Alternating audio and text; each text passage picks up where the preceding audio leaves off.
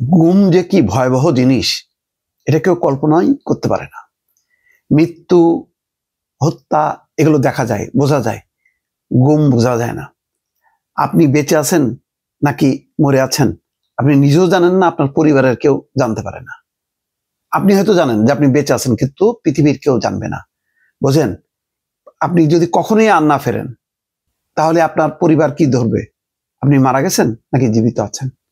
এই যে কষ্ট, অপেক্ষার কষ্ট, এটা ভয়ঙ্কর। আজকে এই কথাগুলো বললাম যে একটি আইন পাশ হয়েছে, গুম করার অপরাধের সর্বোচ্চ শাস্তি মৃত্যুদণ্ড। গত 15 বছরে যে পরিমাণ মানুষ গুম হয়েছে তারা জানে, আর পরিবার জানে যে গুম কত বড় ভয়ঙ্কর। তো সুতরাং ভালো একটা করছে, গুম প্রতিরোধ, প্রতিকার এবং সুরক্ষা অধ্যাদেশ 2025-এর খসড়া চূড়ান্ত অনুমোদন দিয়েছে অন্তর্বর্তী সরকারের উপদেষ্টা পরিষদ। প্রস্তাবিত আইনে গুম করার অপরাধের জন্য মৃত্যুদণ্ড সহ কঠোর শাস্তির বিধান রাখা হয়েছে। একটা চমৎকার আইন হয়েছে এটা।